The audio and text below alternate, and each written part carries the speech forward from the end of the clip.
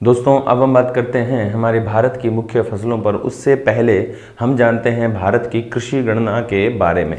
सबसे पहली बात मैं आपको बताऊं कि कृषि एवं सहकारिता विभाग, ध्यान से सुनिए, कृषि एवं सहकारिता विभाग प्रत्येक 5 वर्ष के अंतराल पर कृषि गणना आयोजित करवाता है। भारत की पहली जो कृषि गणना आयोजित हुई वो 1970-71 में आयोजित हुई। वर्तमान में जो कृषि गणना आयोजित हुई है वो हमारे भारत की 10वीं कृषि गणना है और वो 2015-16 में हुई है। अब इस कृषि गणना के अकॉर्डिंग निर्धारित क्या करते हैं, इस कृषि गणना में विशेषकर हम कृषि से संबंधित जो आंकड़े हैं उनको निर्धारित करते हैं, उनको जारी किए जाते हैं। एग्जाम्पल के लिए कि भारत में कृषि का रकबा कितना है, मतलब कृषि क्षेत्र कितना है। ठीक है, कृषि क्षेत्र में हम राजस्थान को भी शामिल कर लेंगे कि राजस्थान भारत के कुल कृषि क्षेत्र में कितना भाग रखता है। इसके अलावा कृषि जोतों की संख्या कितनी है, कृषि जोतों का आकार कितना है, ये सभी चीज़ें इस कृषि गणना के अंतर्गत जारी की जाती हैं। ठीक है, अब अगर हम बात करते हैं हमारे भारत की इस कृषि गणना 2015-16 वाली कृषि गणना की, तो मैं आपको बताऊं चिंताजनक स्थिति तो नहीं है, लेकिन फिर भी 2010-11 की कृषि गणना के मुकाबले भारत में कुल कृषि क्षेत्र में 1.53% यानी 1.53% की गिरावट देखने को मिली है। ठीक है, लेकिन एक बहुत अच्छी बात यह है कि कृषि में महिलाओं की भागीदारी में वृद्धि हुई है। कृषि में महिलाओं की भागीदारी में वृद्धि हुई है और कृषि क्षेत्र में महिलाओं की भागीदारी पिछली कृषि गणना के मुकाबले जो कि 10.36% थी, बढ़कर 11.5% हो गई है महिलाओं की भागीदारी। अब कृषि क्षेत्र कितना है हमारे भारत में, तो करीब 15 करोड़ 71 लाख हेक्टेयर क्षेत्र, 15 करोड़ 71 लाख हेक्टेयर क्षेत्र ऐसा है हमारे भारत में जो कि कृषि रकबा या कृषि क्षेत्र के अंतर्गत आता है। भारत में कृषि जोत का जो औसत आकार है, अब पहले मैं आपको ये बता दूं कि कृषि जोत होती क्या है। कृषि जोत हम कहते हैं कल्टीवेटेड लैंड, यानी कि जोता गया क्षेत्र। कल्टीवेटेड लैंड मतलब ये आपकी कृषि भूमि है, इस कृषि भूमि में से जोता गया क्षेत्र इतना ही है। तो ये जो कृषि योग्य भूमि जो व्यर्थ है या जो ऐसी रह गई है, इसको हम कृषि जोत नहीं कहेंगे। जितना खेत जोता गया है बस उसे ही हम कृषि जोत कहेंगे। ठीक है ना, तो भारत में कृषि जोत का जो औसत आकार रहा है वो 1.08 हेक्टेयर रहा है, जो गत कृषि जो गणना हुई थी 2010-11 की तुलना में उसमें इसमें कमी आई है। गत 2010-11 की जो कृषि गणना थी उसमें हमारे भारत में कृषि जोत का औसत आकार था 1.15 हेक्टेयर। ठीक है, ये ध्यान रखना है। इसके अलावा अगर हम ऐसे देखें कि भारत में सबसे ज़्यादा बड़ी कृषि जोत का औसत आकार किस राज्य में है, तो नागालैंड है। ठीक है, इसके अलावा फिर अरुणाचल प्रदेश है, पंजाब है। हमारे राजस्थान का जो स्थान होता है कृषि जोत के आकार पर चौथा होता है पूरे भारत में। भारत में अभी कृषि जोत का आकार 2015-16 की कृषि गणना के अकॉर्डिंग रहा है 2.73 हेक्टेयर। 2.73 हेक्टेयर भारत में कृषि गणना का राजस्थान में कृषि जोत का औसत आकार रहा है। गत 2010-11 में जो भारत में राजस्थान में कृषि जोत का जो औसत आकार था वो था 3.07 हेक्टेयर। ठीक है, ये चीज़ें ध्यान में रखनी है आपको। आगे हम बात करते हैं कि हमारे भारत में जो कृषि जोत का आकार है यानी कृषि जोत है वो कितने प्रकार की है और किसानों का हम किस प्रकार से निर्धारण करते हैं। जैसे आपने सुना होगा कि सीमांत किसान, लघु किसान, ठीक है, अर्ध मध्यम किसान, मध्यम किसान, बड़े किसान, इस तरह से किसानों को हम कृषि जोत के औसत आकार पर डिवाइड करते हैं। अब भारत में जो कृषि जोत का आकार है वो सीमांत जोत से शुरू होता है। कृषि जोत का जो आकार है वो सीमांत जोत से शुरू होता है, यानी कि हम विभाजित कर सकते हैं कृषि जोतों को सीमांत में, लघु, अर्ध मध्यम, मध्यम, वृहत। सीमांत, लघु, अर्ध मध्यम, मध्यम और वृहत 1 2 3 4 5 भागों में हम कृषि जोत को डिवाइड कर सकते हैं। ठीक है, अब सीमांत, लघु, अर्ध मध्यम, मध्यम और वृहत, ये जो हमारे 5 प्रकार होते हैं कृषि के, इनमें अगर हम बात करें कि कितना कितना एरिया शामिल होता है, तो अगर कोई कृषक जिसके पास 1 हेक्टेयर, ठीक है, 1 हेक्टेयर से कम कृषि जोत है तो वो सीमांत किसान कहलाते हैं, और इस प्रकार की कृषि जोत को हम सीमांत कृषि जोत कहते हैं। ठीक है, उसके बाद आता है लघु कृषि जोत। लघु कृषि जोत होती है 1 से 2 हेक्टेयर, 1 से 2 हेक्टेयर, ये है हमारी लघु कृषि जोत। उसके बाद बात आती है अर्ध मध्यम कृषि जोत की, तो 2 से 4 हेक्टेयर तक, 2 से 4 हेक्टेयर तक अर्ध मध्यम होता है। फिर बात आती है मध्यम कृषि जोत की, तो मध्यम कृषि जोत होता है 4 से 10 हेक्टेयर तक। ठीक है, और वृहत होता है 10 हेक्टेयर से अधिक, 10 हेक्टेयर से अधिक। तो हमारे भारत में जोतों का जो आकार है वो ये है 1 2 3 4 5। तो कृषि जोत के आकार को हम 5 भागों में डिवाइड करते हैं। ठीक है, ये ध्यान रखेंगे। अब ये हम देखें कि भारत का जो कुल कृषि क्षेत्र जिसकी हमने बात करी थी 15 करोड़ 71 लाख हेक्टेयर क्षेत्र, वो इन जोतों में किस प्रकार से डिवाइड है।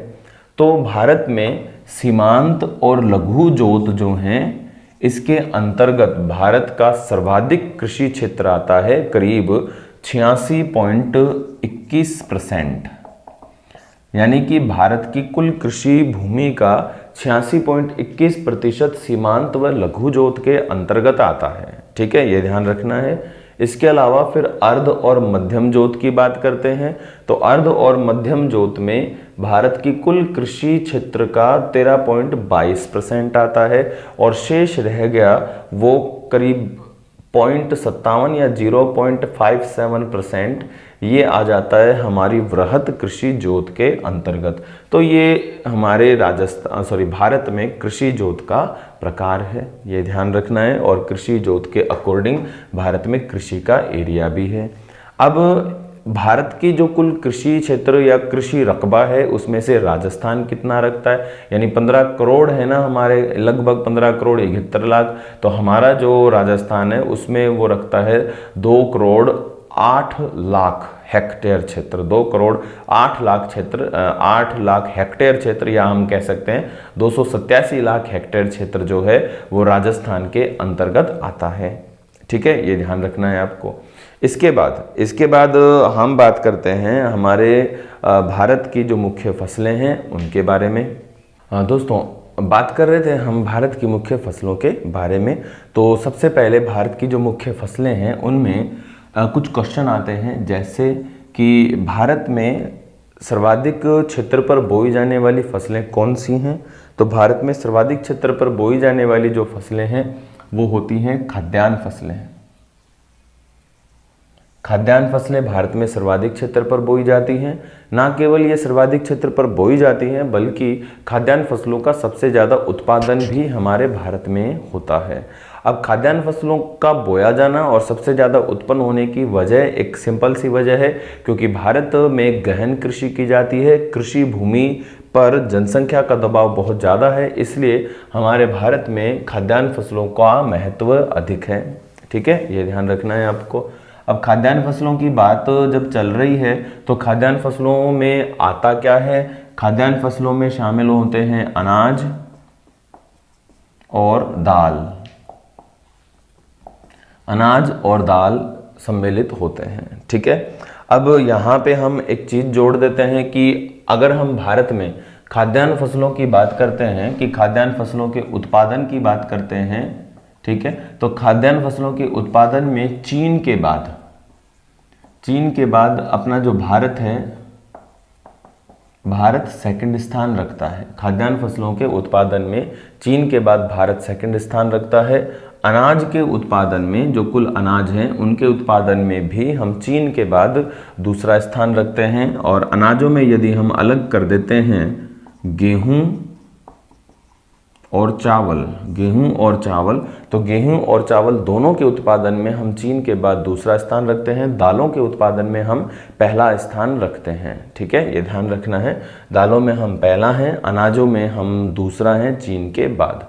अब भारत में अगर हम बात करें तो ओवरऑल जो खाद्यान्न है उनके उत्पादन में उत्तर प्रदेश भारत में पहला स्थान रखता है। और उत्तर प्रदेश को हम भारत का अन्न का कटोरा कहते हैं। उत्तर प्रदेश हमारा खाद्यान्न भंडार है, ये ध्यान रखना है आपको।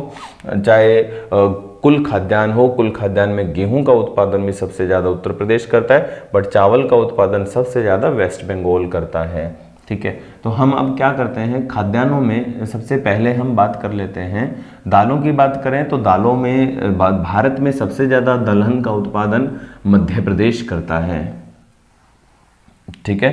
और दलहन उत्पादन में राजस्थान दूसरा स्थान रखता है। अब बात करते हैं हम हमारे यहाँ खाद्यान्न फसलों के संदर्भ में। तो सबसे पहले बात करते हैं गेहूं की। देखो, गेहूं हमारे भारत में हमेशा से नहीं होता था। गेहूं हरित क्रांति के बाद से भारत में अधिक मात्रा में होने लगा था। गेहूं पहले बहुत सीमित क्षेत्र में होता था और गेहूं काफ़ी महंगा होता था, और इस वजह से गेहूं को अमीरों की रोटी भी कहा जाता है, अमीरों की रोटी। और जो ज्वार को कहा जाता है गरीब की रोटी। अब गेहूं उत्पादक जो क्षेत्र हैं वो गेहूं की एक बेल्ट है हमारे भारत में, और विशेषकर जो उत्तर का विशाल मैदान है, पंजाब, हरियाणा, उत्तर प्रदेश, ये जो उत्तर का विशाल मैदान है, और उत्तरी राजस्थान, गंगानगर, हनुमानगढ़ वाला पूरा प्रदेश, तो भारत का ये जो उत्तर का विशाल मैदान है और उत्तरी राजस्थान है, ये गेहूं का सबसे ज़्यादा उत्पादन करते हैं, और भारत में ये गेहूं की बेल्ट है, ठीक है। अब गेहूं किस प्रकार की फसल है, तो गेहूं शीतोष्ण कटिबंधीय प्रकार की फसल है। किस प्रकार की है, शीतोष्ण कटिबंधीय प्रकार की फसल होती है, और सामान्यतः इसे हम रबी की ऋतु में बोते हैं, क्योंकि अगर ये शीतोष्ण कटिबंध है तो रबी की जो ऋतु है, यानी रबी की जो फसलें हैं उनमें हम बोएंगे। अब रबी की फसलों में ये सर्वाधिक क्षेत्र पर बोया जाने वाला खाद्यान्न है। ओवरऑल अगर हम बात करें कि भारत में सबसे ज़्यादा क्या बोया जाता है, तो चावल। सबसे ज़्यादा उत्पन्न क्या होता है, तो चावल। सबसे ज़्यादा खाया क्या जाता है, तो चावल, ठीक है, ये ध्यान रखना है। तो रबी में सबसे ज़्यादा बोया जाता है, सबसे ज़्यादा उत्पन्न होता है गेहूं, ओके, ये ध्यान रखना है। अब हम बात करें कि भारत में गेहूं से संबंधित जो अनुसंधान केंद्र है, तो जिसको हम कहते हैं जौ एवं गेहूं अनुसंधान केंद्र, तो जौ और गेहूं, अब गेहूं और जौ दोनों पे वो एक साथ बनाया है। तो जौ और गेहूं अनुसंधान केंद्र करनाल में है, करनाल। और करनाल कहाँ पड़ता है, हरियाणा में। तो जौ एवं गेहूं अनुसंधान केंद्र करनाल हरियाणा में है, ठीक है, ये ध्यान रखना है आपको। चलो, ये बात होगी गेहूं की। अब हरित क्रांति को हम गेहूं क्रांति कहते हैं, हरित क्रांति को हम गेहूं क्रांति कहते हैं, ओके। अब गेहूं का सबसे ज़्यादा जो उत्पादन है वो हमारे भारत में उत्तर प्रदेश करता है। लेकिन अगर प्रति हेक्टेयर गेहूं की उत्पादकता की बात की जाती है तो प्रति हेक्टेयर गेहूं की सर्वाधिक उत्पादकता पंजाब की है, ठीक है, ये ध्यान रखना है। अब मुख्य जो किस्में हैं हमारे भारत में गेहूं की, उनमें मैक्सिकन किस्म तो है ही, बहुचर्चित है, जो कि हरित क्रांति के समय हम लेकर आए थे, मैक्सिकन है, ठीक है। इसके अलावा शरबती है, सोनालिका है, कल्याण, ठीक है, मैक्सिकन, शरबती, सोनालिका, कल्याण, 1482, 3077, ठीक है। ये कुछ प्रसिद्ध किस्में हैं हमारे भारत में गेहूं की, ये ध्यान रखना है, ओके। अब गेहूं के बाद जो दूसरा, या यूँ कहें कि हमारे भारत का खरीफ का मुख्य खाद्यान्न और ओवरऑल भी मुख्य खाद्यान्न जो है वो कौन है, तो वो है हमारा चावल। चावल भारत का वो खाद्यान्न है जो सबसे ज़्यादा खाया भी जाता है और सबसे ज़्यादा उत्पन्न भी होता है, सबसे ज़्यादा खाया भी जाता है और सबसे ज़्यादा उत्पन्न भी होता है। ठीक है, तो जब हम बात करते हैं चावल की, तो चावल का हमारे भारत में सबसे ज़्यादा उत्पादन करता है वेस्ट बंगाल। और चावल को हम धान या पैडी भी कहते हैं, तो धान का कटोरा छत्तीसगढ़ कहलाता है, धान का कटोरा छत्तीसगढ़ कहलाता है। और चावल अनुसंधान केंद्र जो है वो है हमारे उड़ीसा के जो कटक क्षेत्र है वहाँ पे चावल अनुसंधान केंद्र है, उड़ीसा के कटक में। ठीक है, ये ध्यान में रखना है। तो हमने जो प्रमुख खाद्यान्न था गेहूं और चावल, हमने उसकी बात कर ली है। इसके बाद कुछ अन्य हमारी फसलें होती हैं जिनमें महत्वपूर्ण फसलें हैं, जैसे तिलहन फसलों में सरसों और मूंगफली, मोटे अनाजों में बाजरा सबसे महत्वपूर्ण है, मोठ सबसे महत्वपूर्ण है। तो जब हम तिलहन फसलों में बात करते हैं हमारे सरसों की, तो ओवरऑल सरसों के उत्पादन में हमारा राजस्थान पहला स्थान रखता है पूरे भारत में, और केंद्रीय सरसों अनुसंधान केंद्र भरतपुर के सेवर क्षेत्र में है। ठीक है, इसके बाद अगर हम बात करते हैं हमारे मूंगफली की, तो मूंगफली का सबसे ज़्यादा उत्पादन हमारे भारत में होता है गुजरात में, और मूंगफली के उत्पादन में राजस्थान का स्थान होता है दूसरा। ठीक है, ये ध्यान रखना है। इसके अलावा अगर हम बात करते हैं मोटे अनाजों में, तो मोटे अनाजों के कुल उत्पादन और बाजरा उत्पादन दोनों में अभी हमारा राजस्थान प्रथम है, ये ध्यान रखना है। ठीक है, मोटे अनाजों में कर्नाटक भी बहुत अच्छा उत्पादन देता है, महाराष्ट्र भी बहुत अच्छा उत्पादन देता है। ठीक है, अब कुछ विशेष है, जैसे हम बात करते हैं हमारी व्यापारिक फसलों पे बहुत अच्छे क्वेश्चन आते हैं, व्यापारिक फसलों पे बहुत अच्छे क्वेश्चन आते हैं। तो व्यापारिक फसलों में हम अगर शामिल करते हैं मुख्य फसलों को, तो उनमें सबसे पहले हम लेते हैं चाय।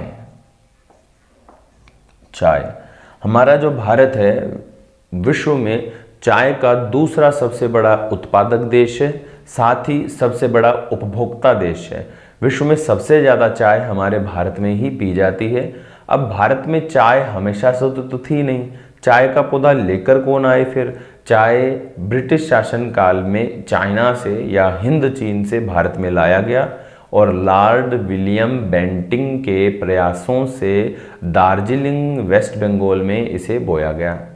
ठीक है, अब जब चाय यहाँ पे आई और चाय यहाँ पे जब उत्पादन होने लगा, तो एक समय ये स्थिति हो गई कि हम पूरे विश्व में चाय का सबसे ज़्यादा उत्पादन करने लगे। लेकिन अभी वर्तमान में जो चीन है वो चाय का सबसे ज़्यादा उत्पादन भी करता है और चाय का सबसे बड़ा निर्यातक भी है। अब भारत में चाय का सबसे ज़्यादा उत्पादन कहाँ होता है? तो भारत में चाय का सबसे ज़्यादा उत्पादन होता है असम में। ठीक है, इसके अलावा फिर वेस्ट बंगाल है और फिर है तमिलनाडु। तमिलनाडु में नीलगिरी की जो पहाड़ियाँ हैं चाय उत्पादन के लिए काफ़ी प्रसिद्ध है। विश्व की यूँ या कहें विश्व की सर्वप्रसिद्ध जो चाय है ऑर्गेनिक चाय, ऑर्गेनिक टी, वो हमारे दार्जिलिंग में पैदा होती है। मकबई, ठीक है, मकैबई या मकबई, ये हमारे भारत की ही नहीं विश्व की सर्वोत्तम किस्म की चाय रहती है। ये ऑर्गेनिक टी है पूरी तरह से, ठीक है, दार्जिलिंग में उत्पन्न होती है। इसके अलावा फिर दक्षिण भारत की सर्वोत्तम किस्म की चाय नीलगिरी में होती है। दक्षिण भारत में नीलगिरी के अतिरिक्त अनाईमलाई जो क्षेत्र है केरला और तमिलनाडु की सीमा पर, तो अनाईमलाई क्षेत्र में भी चाय का अच्छा उत्पादन होता है। अब एक क्वेश्चन आता है कि चाय अनुसंधान केंद्र कहाँ है? तो चाय अनुसंधान केंद्र एक स्थान है टोकलाई। टोकलाई, ये टोकलाई पड़ता है जोरहट, जोरहट में। जोरहट कहाँ पड़ता है? असम में। तो चाय अनुसंधान केंद्र कहाँ है? टोकलाई में है, ये ध्यान में रखना है। ओके, चाय के बाद हमारा दूसरा जो मुख्य व्यापारिक है फसल, वो अपन करते हैं गन्ना से। गन्ना, देखो भारत में गन्ना हमेशा से ही होता है, गन्ना भारत में कहीं से लाने की आवश्यकता नहीं पड़ी।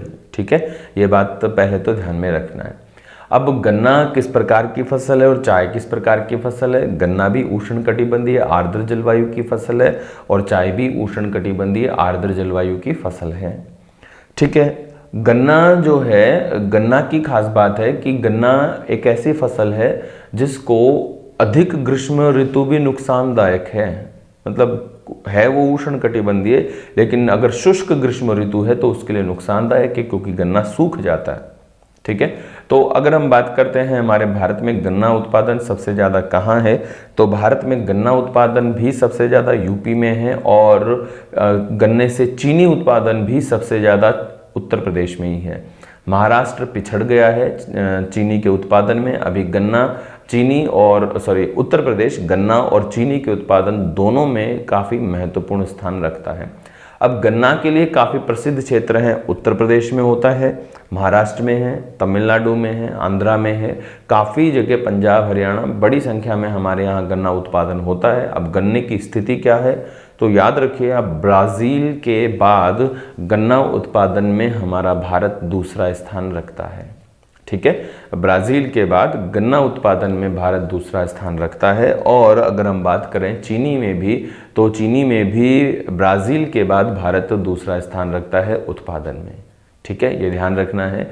अब बहुत छोटे क्वेश्चन होते हैं, जैसे रेड रोट बीमारी, जब राजस्थान में अगर सिलेबस में हमारे कृषि होती तो हम गन्ने की जो बीमारियां वगैरह हैं उन सब पे ध्यान में रखना होता है। लेकिन यहाँ पे कुछ क्वेश्चन ऐसे होते हैं, RS प्री जो इंडियन ज्योग्राफी है, यहाँ पे हमें 2 क्वेश्चन याद रखने हैं साथ ही में गन्ने के लिए। एक तो गन्ना अनुसंधान केंद्र कहाँ है, कोयम्बटूर में है, कोयम्बटूर में है। दूसरा एक क्वेश्चन बनता है कि हमारे भारत में चीनी अनुसंधान कहाँ है, या भारतीय चीनी तकनीकी संस्थान कहाँ है, तो भारतीय चीनी तकनीकी संस्थान है कानपुर में। कहाँ है, कानपुर। कौन, भारतीय चीनी तकनीकी संस्थान। ठीक है, ये ध्यान रखना है। इसके अलावा गन्ने के अलावा फिर हमारी जो दूसरी मुख्य है उसमें कपास। कपास देखो, कपास रेशेदार फसल है, गन्ना भी रेशेदार फसल है ये व्यापारिक फसल, लेकिन इनकी प्रकृति वाइज गन्ना भी रेशेदार है और कपास भी रेशेदार है।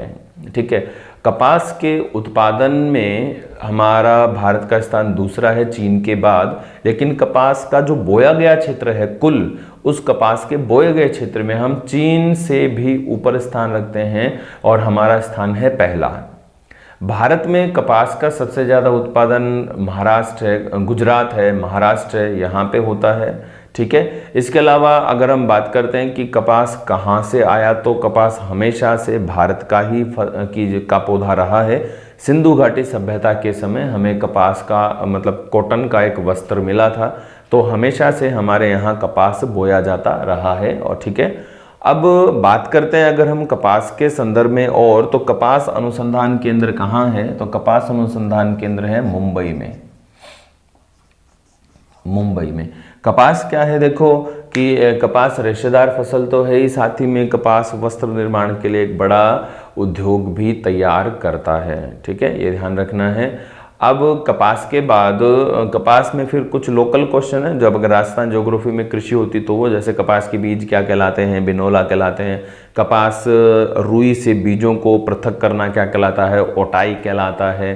कपास अनुसंधान केंद्र राजस्थान में कहाँ है, तो गंगानगर में है। बीकानेरी नरमा और गंगानगर अगेती, ये कपास की 2 प्रसिद्ध किस्में हैं। बीकानेरी नरमा सबसे ज़्यादा लोकप्रिय किस्म है। ठीक है, तो वो कुछ स्थानीय क्वेश्चन है, लोकल क्वेश्चन है, हमारे राजस्थान में कृषि सिलेबस में होती तो हम जरूर करते।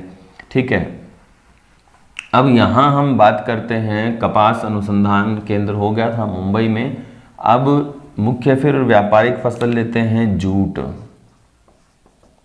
जूट जो है ये भी हमारी मुख्य व्यापारिक फसल है। जूट क्या है, हमारी मुख्य व्यापारिक फसल है, और साथ ही में जूट रेशेदार फसल है। देखो, कुछ को लगता है कि जूट के उत्पादन में बांग्लादेश अग्रणी है, बट अब नहीं है। जूट के उत्पादन में, जूट से निर्मित वस्तुओं के उत्पादन में और जूट से निर्मित वस्तुओं के निर्यात में हमारा भारत अग्रणी है पूरे विश्व में। ठीक है, ये ध्यान रखना है। तो विश्व में हमारा भारत अग्रणी हो गया। इसके अलावा फिर हम बात करते हैं कि जूट की और क्या खास बात है, तो जूट जो जिसकी हम बात कर रहे हैं, जूट का उत्पादन हमारे भारत में सबसे ज़्यादा वेस्ट बंगाल में होता है। ठीक है, ये ध्यान रखना है। इसके अलावा जैसे जूट पर कुछ बात करते हैं कि जूट से संबंधित जो अनुसंधान केंद्र वगैरह है वो कहाँ है, तो अनुसंधान केंद्र तो नहीं, लेकिन विशेष एक संस्थान मिलता है, भारतीय जूट निगम। भारतीय जूट निगम ये सिलीगुड़ी में है, सिलीगुड़ी। भारतीय जूट निगम कहाँ है? सिलीगुड़ी पश्चिम बंगाल में है, ठीक है, ये ध्यान रखना है। इसके बाद हम बात करते हैं तंबाकू की। तंबाकू, तंबाकू हमारे भारत में कौन लेकर आए? तो आंसर है पुर्तगालीज, है ना। तो पुर्तगाली जो हैं वो हमारे भारत में तंबाकू लेकर आए। दक्षिण भारत में वो तंबाकू की खेती उन्होंने शुरू की और हम तंबाकू उत्पादन में अब विश्व में अग्रणी हैं। चीन के बाद भारत तंबाकू के उत्पादन में दूसरा स्थान रखता है और भारत में आंध्र प्रदेश जो है वो तंबाकू का सबसे ज्यादा उत्पादन करता है और राजमुंद्री एक स्थान पड़ता है, राजमुंद्री, राजमुंद्री आंध्र प्रदेश। राजमुंद्री आंध्र प्रदेश भारत में तंबाकू उत्पादन में अग्रणी स्थान रखता है, ठीक है, ये ध्यान में रखना है। और सॉरी, क्या बता रहा था मैं यार, राजमुंद्री आंध्र प्रदेश में केंद्रीय तंबाकू अनुसंधान केंद्र है, ये याद रखना है, केंद्रीय तंबाकू अनुसंधान केंद्र। तो केंद्रीय तंबाकू अनुसंधान केंद्र राजमुंद्री आंध्र प्रदेश में है, ठीक है, ये ध्यान रखना है। चलो आगे बात करते हैं हम इसी के संदर्भ में। तो जब हम बात कर रहे हैं केंद्रीय तंबाकू अनुसंधान केंद्र के बाद हमारे अन्य जो फसल हैं उन पर, तो एक चीज़ और मैं बता दूं, तंबाकू से ही रिलेटेड है कि भारत में तंबाकू की 2 किस्में जो बोई जाती हैं वो कौन सी हैं? तंबाकू की 2 किस्में हैं यहाँ पे, निकोटीना टुबेकम, निकोटीना टुबेकम, और एक बोई जाती है निकोटीना रस्टिका, निकोटीना रस्टिका। ये 2 किस्में हमारे भारत में बोई जाती हैं तंबाकू की, निकोटीना टुबेकम और निकोटीना रस्टिका, ठीक है, ये ध्यान रखना है। तंबाकू के बाद हम बात करते हैं कहवा। कहवा ये हमारी अन्य महत्वपूर्ण व्यापारिक फसल है, कहवा। कहवा हमारे भारत में हमेशा से नहीं होता था। कहवा हमारे भारत में एक अरब मुस्लिम फकीर लेकर आया, नाम था उसका बाबा बुदन, बाबा बुदन। बाबा बुदन भारत में अरब से कहवा के बीज लेकर आए और कर्नाटक की पहाड़ियों में इन्हें बोया। कर्नाटक की जिन पहाड़ियों में बाबा बुदन ने कहवा की खेती की, आज उन्हीं पहाड़ियों को बाबा बुदन पहाड़ियों के नाम से जानते हैं, ठीक है।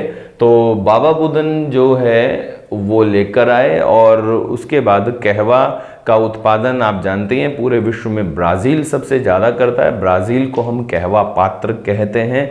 भारत में कहवा का सबसे ज़्यादा उत्पादन कर्नाटक में होता है। अब कहवा की 2 किस्में जो हमारे यहाँ बोई जाती हैं उनकी बात कर लेते हैं। एक बोई जाती है रोबस्टा अरेबिका, रोबस्टा अरेबिका, और एक हमारे यहाँ पे बोई जाती है रोबस्टा लाइबेरिका,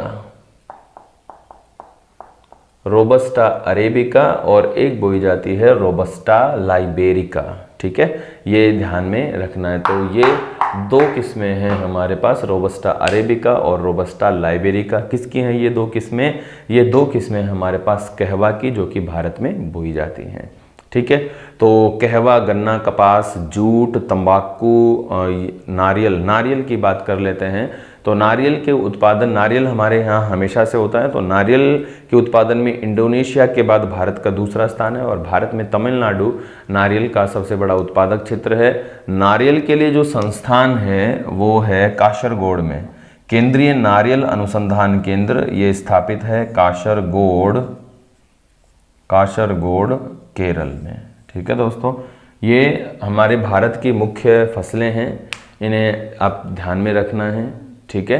इसके अलावा हम कुछ बात करेंगे हमारे नेक्स्ट, जो इसी में हम ऐड कर देंगे नेक्स्ट वीडियो, वो होगा हमारे भारत की जो मुख्य फसलें हैं उनके जो न्यूनतम समर्थन मूल्य हैं उनके बारे में। साथ ही हम बात करेंगे हमारी कृषि से संबंधित कुछ और योजनाएं हैं, हल्की मतलब जो हमारे एग्जाम में आने लायक योजनाएं हैं उनके बारे में, ठीक है, जैसे कि किसान क्रेडिट कार्ड वगैरह ये पूछ ली जाती हैं कभी, ठीक है। तो चलो दोस्तों बात करते हैं न्यूनतम समर्थन मूल्य की। सबसे पहले ये जानना आवश्यक है कि वास्तव में न्यूनतम समर्थन मूल्य होता क्या है, ये जानना बेहद ज़रूरी है। देखो, बात है जब हमारे भारत में मनमोहन सरकार थी, तो मनमोहन सरकार में जो 2006 में जो केंद्रीय तत्कालीन कृषि मंत्री थे शरद पवार, उन्होंने 13 अप्रैल 2006 में एक अनुशंसा की कि किसानों को अपनी उपज का एक ऐसा निश्चित मूल्य तो मिलना ही चाहिए जो कि उनकी फसल की न्यूनतम लागत हो। बस कारण होता है, देखो आप ऐसे समझिए कि एक कृषक है, कृषक ने अपने खेत में मेहनत करी, जबरदस्त बारिश भी हुई, ऊपर वाले ने साथ दिया, उपज जबरदस्त हुई। अब उपज जब जबरदस्त होती है तो जो उपज के भाव हैं वो औंधे मुंह जमीन पर गिरते हैं।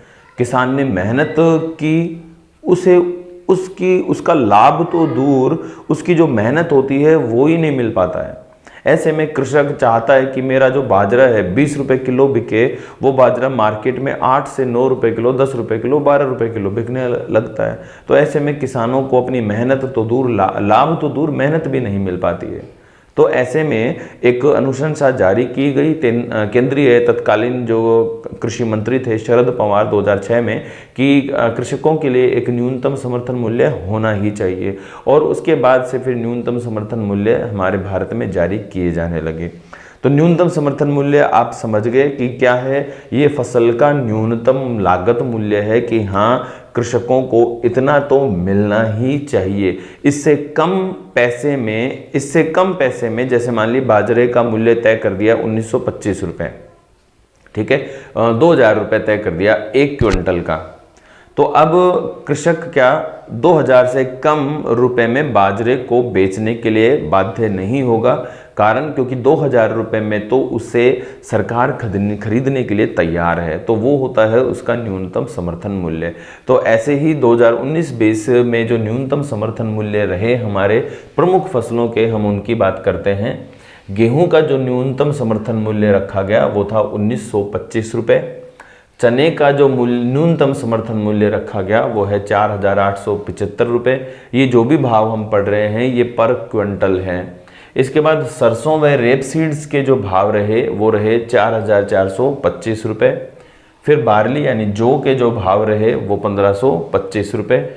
ये हमारी मुख्य जो खाद्यान्न फसलें हैं, और तिलहन फसल है सरसों, उसका मुख्य भाव है। इसके अलावा फिर धान पैडी यानी कि चावल जो सामान्य रहा उसका भाव रहा 1850 रुपये, ठीक है। और ग्रेड ए का जो चावल रहा वो 1835 रुपये। ये उल्टा लिख दिया मैंने, है ना, तो ये 1835, ये 1850।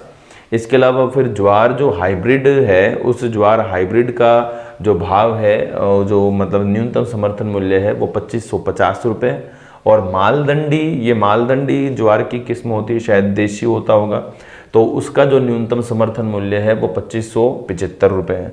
बाजरा का न्यूनतम समर्थन मूल्य राउंड फिगर में 2000 रुपये पर क्विंटल। और मक्का का न्यूनतम समर्थन मूल्य 1760 रुपये पर क्विंटल, मक्का बाजरे से सस्ता। मूंग 7050 रुपये पर क्विंटल, उड़द 5700 रुपये पर क्विंटल, और मूंगफली 5090 रुपये पर क्विंटल। कपास जो सामान्य है 5255 रुपये पर क्विंटल, और जो लंबा रेशा है वो है 5550 रुपये पर क्विंटल। अब इनमें से आपको याद कौन सा रखना है, स्पेशली गेहूं का, चने का, सरसों का, इसके अलावा हमने चावल का भी कम, क्योंकि जो क्वेश्चन पूछे जाते हैं वो राजस्थान के संदर्भ में जॉइंट करके पूछते हैं। मक्का, मूंगफली, मूंग, बस ये याद रखने, ये सबसे ज़्यादा इम्पोर्टेंट है। ज्वार का भी याद रख सकते हो क्योंकि गरीब की रोटी कहलाता है, ये सबसे महत्वपूर्ण है। बाकी जो हैं वो बस मतलब बाई दी वे पूछे जाने के लिए बने हैं, ये तो पूछे जाते ही जाते हैं। ओके दोस्तों, इसी तरह अब हम हमारे इस वीडियो में बात करते हैं राजस्थान की जो मुख्य फसलें हैं उनके बारे में। राजस्थान की मुख्य फसलों को हम पुट देंगे, यानी उनको भारत के संदर्भ में भी रखेंगे। साथ ही हम बात करेंगे हमारी कुछ कृषि से जुड़ी योजनाएं हैं उनके बारे में। कंटिन्यू आप इसी तरह से साथ बने रहिए।